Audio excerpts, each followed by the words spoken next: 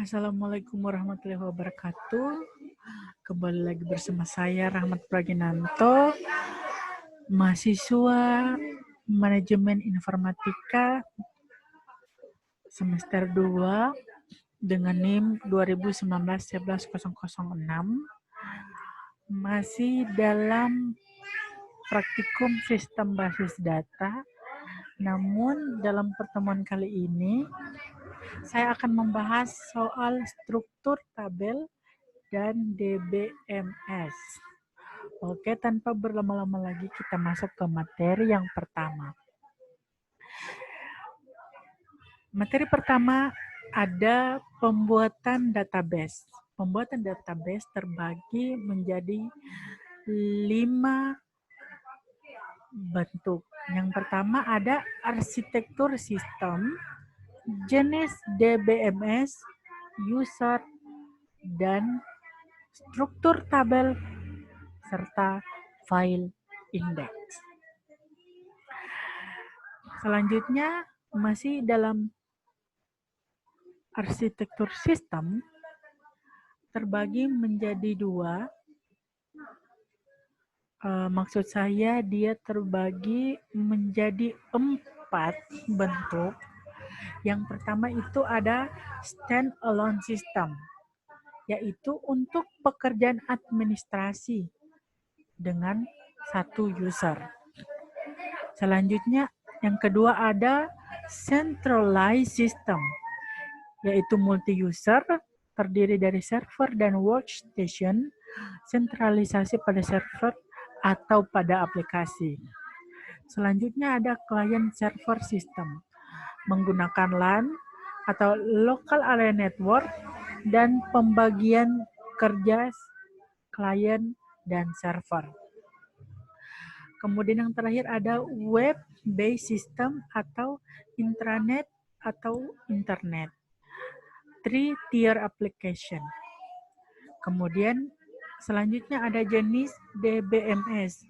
Dibedakan berdasarkan pada kapasitas penyimpanan, pengaturan hak akses user, struktur storage, serta transaksi SQL, trigger, store procedure. Selanjutnya, pembagian berdasarkan skala umum. Ada DBMS skala kecil, DBMS skala menengah, DBMS skala besar, dan DBMS skala interface atau web-based. Lalu ada user DBMS, otorisasi terhadap database terkait dengan user pada OS server atau operating system server, terkait dengan arsitektur sistem, kemudian ada tabelnya, aktivitas insert, update, delete, dan eksekusi. Kemudian ada field. Nah, di bawah itu ada create database, ada contohnya pada SQL Server. Bisa kita lihat ada beberapa perintah yang dimasukkan ke dalam create database dan segalanya.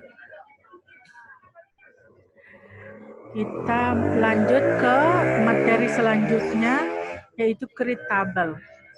Nah, di create table itu terbagi menjadi 3. Yang pertama itu ada nama field. Pada nama field, kita mengarahkan pada data yang akan disimpan, dibentuk pola tertentu, dan tidak terlalu panjang.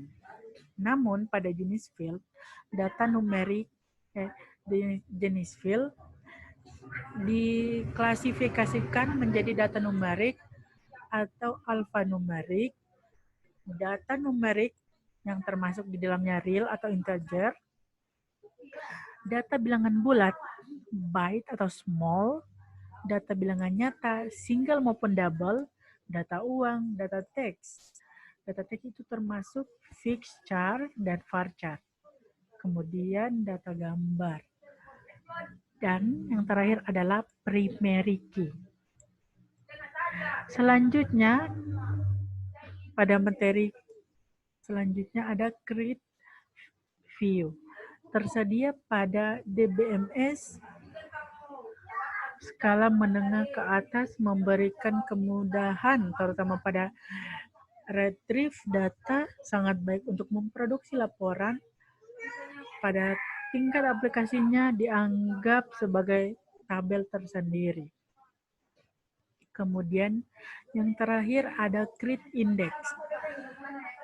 Indeks primer sama dengan primary key. Kemudian ada secondary index. Secondary index mengakomodasi pencarian di luar menggunakan primary key. Dapat dibuat lebih dari satu secondary indexnya. Tidak disyaratkan untuk mempunyai nilai unik pada field yang akan dibuat secondary index. Dan yang terakhir, tidak terlalu baik untuk tabel transaksi yang besar dan cepat berubah. Oke, sekian penyampaian materi dari saya dalam materi struktur tabel DBF dan DBMS. Saya mohon maaf apabila ada salah-salah kata. Sampai jumpa ke materi selanjutnya. Wassalamualaikum warahmatullahi wabarakatuh. Sekian.